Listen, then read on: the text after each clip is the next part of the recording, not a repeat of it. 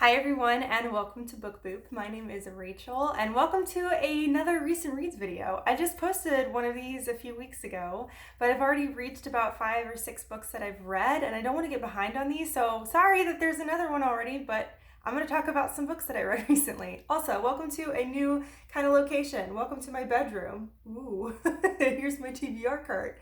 Ooh, fancy. Let's go ahead and jump into some books that I read recently. The first one I am going to talk about here, let me hold up a picture for you since I don't have this one physically with me. This is The Desolation of Devil's Acre by Ransom. This is the 6th and final book in the Miss Peregrine series. If you haven't heard of this series before, it's an older series that's been out for a little while now. It is a YA series and it follows these group of kids throughout time who have these unusual abilities or peculiarities, hence the peculiar children part. Everything from kids who can conjure fire with their hands, to controlling bees, to seeing glimpses of the future, to being lighter than air and having to wear shoes to keep them from floating away. Just very strange and peculiar abilities. There's a lot more to the world than that. Ransom builds this entire just peculiar world and it's incredible and it's a really, really cool, unique world. One of the cool things about this series is the fact that Ransom collects these really old photographs and he likes to include them within his books to help tell his story. So there's these really strange and unusual old kind of creepy photographs that he uses, which are really fun. It makes it really, really fun and interesting in that way. The first 3 books are kind of their own story arc, and originally I think those were the only 3 there were supposed to be, and then Ransom decided to release more, and so he created basically another trilogy that's still attached to the first 3 books, but books 4 through 6 are their own story arc as well. The first story arc kind of takes place overseas, over in England, and mostly over in England, and then this series kind of focuses on the US and kind of like the peculiar world in the USA.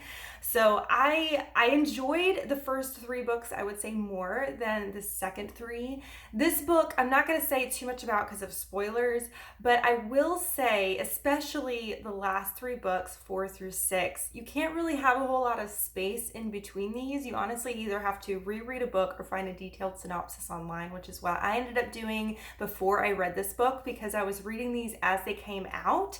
And of course, at least there's at least a year between each one. There's so much that goes on. There's so much that I forgot. So I had to read a detailed description to be able to be reminded, and I'm so glad I did. I did enjoy this book. However, I would say all 3, 4 through 6, but especially this one, it felt unnecessarily busy. There was so much stuff going on all the time. It's kind of reminded me if I'm watching a battle in a movie and you know how like the battle is moving really, really fast paced, people are fighting, the camera's moving really fast, and it's almost like there's just like this blur of movement and you're having trouble kind of like keeping track of what's going on in the battle. That's kind of how I felt reading this book. There's just so much going on. There's constant new problems coming up, just new things going on, and it's just hard to kind of keep track of, to be perfectly honest. It was still good, but it just felt like there was too much going on and there wasn't a lot of downtime to really focus on the characters. It was just all action all the time, which if you want fast paced, that's great, but which I do like fast paced books, but I felt there was just too much.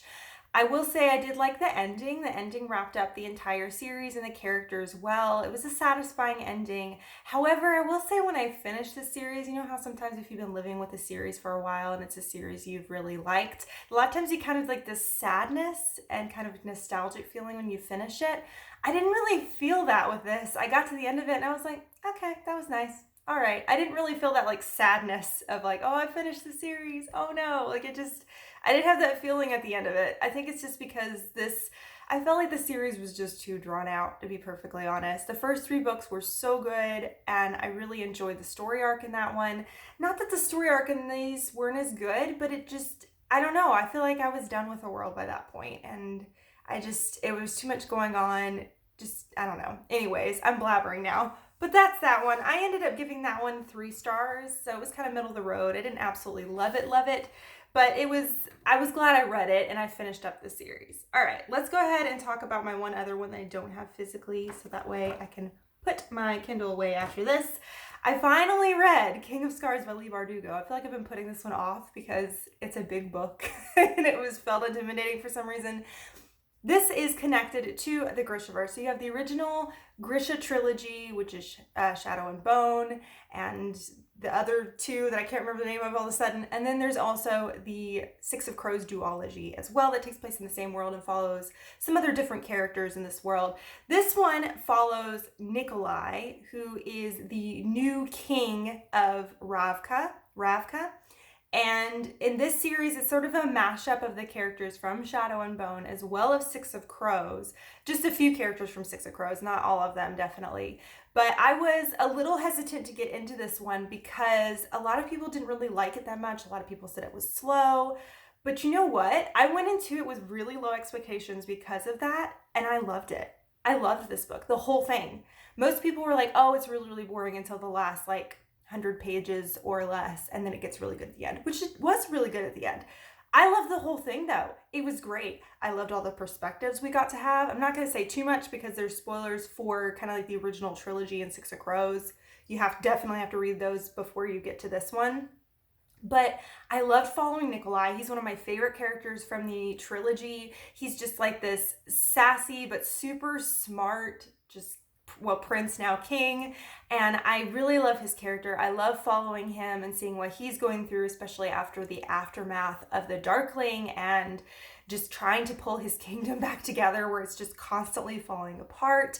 I loved all the different perspectives. We were constantly jumping between, I think, 3 different perspectives in this book, and I loved all 3. I loved all the characters. I loved the nostalgia feeling of following some characters that we love, as well as being introduced to a few new ones. I just really loved it a lot. I really enjoyed it. I'm excited to read the next one. The one, I think it's called Rule of Wolves. That's a really hard one to say. It just came out, I think, in February, maybe March, excuse me.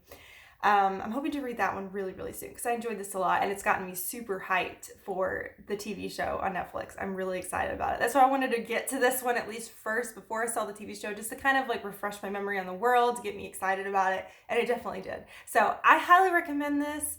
I mean, go into it with low expectations, I guess, like I did, but I really, really loved it a lot. I was extremely pleasantly surprised by it, and it reminded me how much I loved the original Grisha trilogy and how much I love Leigh Bardugo's writing. It was just a lot of fun. I highly enjoyed it, so I highly recommend. I gave it 4.5 out of 5 stars. So it was so good. I loved it. All right, let's go ahead and talk about some physical books that I have here. Sorry, I also have my notes as well to help remind me what I rated things because I will forget. All right, this one is one I hadn't really ever heard of before, and it's a middle grade, and I really enjoyed it a lot. It's called The Land of Yesterday by K.A. Reynolds. In this story, we were following this girl whose brother has recently passed away, and because of that, her family is getting swallowed up in grief. Her parents are just listless and really struggling, and she's just feeling angry and just going through a lot of different stages of grief in this story.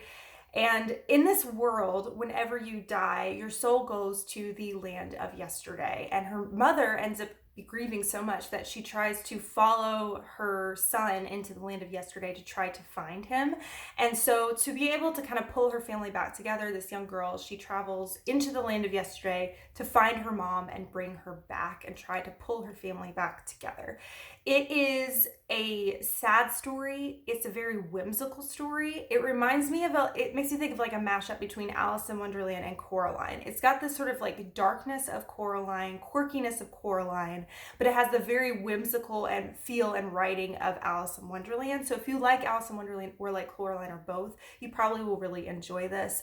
I loved just the interesting depiction of grief.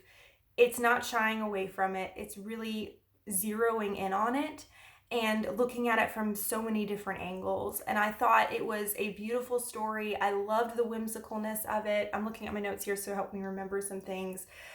You walk through the grief, guilt, and sadness of the main character as she works through her grief journey and pulling her family back together.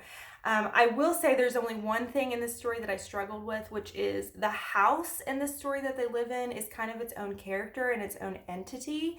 And I did struggle a little bit with that concept, to be perfectly honest, but I did really enjoy this story a lot. I highly recommend it. I've never really heard it before. I just kind of randomly found it on either Book Outlet or I found it on Goodreads first. I can't remember. And I just looked at it and was like, wow, this sounds like a really interesting story, but I hadn't heard anything about it. And I'm so glad I read it. It's a really short book and I highly recommend. I gave it 4 out of 5 stars. So it's a good one. Okay, let's talk about one that I had been putting off for a long time, a series that I've been putting off for a long time. I finally finished it, and that is Our Dark Duet by Victoria Schwab. Let me turn to my notes here just so I can help remember what I rated it and all that kind of stuff. This is the second book in the Monsters of Verity duology by Victoria Schwab. If you haven't heard of this duology before, we are following, it's not post-apocalyptic. I always say post-apocalyptic, but it's sort of this dark story, futuristic kind of story of the idea of what if monsters are born out of violent acts. So if someone were to murder somebody else, then a monster is born out of that. We're following a city called Verity, and in this city, it kind of reminds me of Gotham City, to be perfectly honest. There's a lot of violence, a lot of just danger and despair in the city, and because of that, it's starting to get overtaken by monsters because all these monsters are being born by all these violent acts. Verity has separated into 2 sections, the north section and the south section. In the north section, we are following this guy that has kind of taken over. He's kind of made a deal with the monsters and people have to pay to stay in safety. And then in the south side, they're pretty much all against monsters and try to just kill the monsters. And this entire city just kind of falls apart as monsters start to rise up and take over. We're following 2 different characters. We're following one who's from the north side and one from the south side of the city. And we just see them kind of initially meet each other, having such different viewpoints and becoming together to be friends. And I really love this duology a lot. I love August's character. He's the one from the south side. He is actually a monster, and that is a part of the description of this story. So I promise I'm not giving a spoiler there. But he's actually a monster, and one of the things that he does, the monstrous thing he's able to do, he looks human except for the fact that he can actually use music as a weapon. So he plays the violin, and when he does that, it kind of puts people or monsters in a trance-like state and pulls their souls to the surface to where he can reap them, basically kill them. And depending on whether or not they have a stained soul, their soul is either white, which means that they are an innocent soul, or it's red, which means that they have committed a violent act to have created another monster. And I love the idea of this world. I love Victoria Schwab's ability to write morally gray and complex characters. Every character she writes has so much good and bad, and you root for them anyways, and I love that about her. I'm not going to say a whole lot of what happens in this book specifically since this is the second book. I don't want to spoil anything. I did personally enjoy the first book more, but I did really enjoy the second one. It had a really great ending to it. Victoria Schwab is fantastic at creating moments that just rip your heart out. There were definitely moments like this in that one. This did not end the way I expected it to, and I loved that about it. I love the fact that it ended in a way that was not, it didn't feel like a nice, neat little bow, and I kind of liked that. So I really enjoyed this duology a lot. It looks pretty chunky, but it reads really fast. It's very fast paced. The chapters are short, which I also really love. That always makes me read books faster. But I gave this one 4 out of 5 stars. So I highly recommend it. Another Victoria Schwab win. I'm trying to work my way through all of her books. Okay, now I've got a couple different ones to talk about in that they are graphic novels. I don't normally read graphic novels, but these are a couple that my sister-in-law let me borrow, and I was really excited to read them. So thank you, my sister-in-law Shelly, for letting me borrow these. First of all, there's one I hadn't heard of before that she let me borrow, and I was like, yes, that sounds exactly like something I love. And it's called The Creeps, a Deep Dark Fears collection by Fran Krause. And this is a collection of deep dark fears, fears that people sent in to Fran. And then Fran created these little comic strips based on those fears. So it's an extremely quick read. It's just like these quick little fears and everything. Some of them were goofy. Some of them were honestly terrifying. There's one in particular I was like, oh, I've never thought about that before. That really scares me. So it's just like a bit, most of it has to do with like different ways you could die. And there's some like silly ones too. There's one that made me laugh, which is like if you were sitting on the couch and you had your legs propped up on the coffee table and your legs are extending between those two, and if someone walks over and trips and falls on your legs, like would your legs break in half? It's just like goofy things like that. This was a lot of fun to read. I had a great time reading this. I ended up giving this a 4 out of 5 stars. I don't have a whole lot to say about it other than that it was fun. So if you just want like a cute, honestly slightly creepy read, I would recommend this. I think this is actually the second collection that Fran Krause has created. I think there was another one before this that has a similar or if exact same vibe of just like a whole bunch of fears that people have sent in and said, this is something that I thought about that scares me. But this one, it was just fun. It was just sort of goofy but scary, and it was a good time. So I recommend it.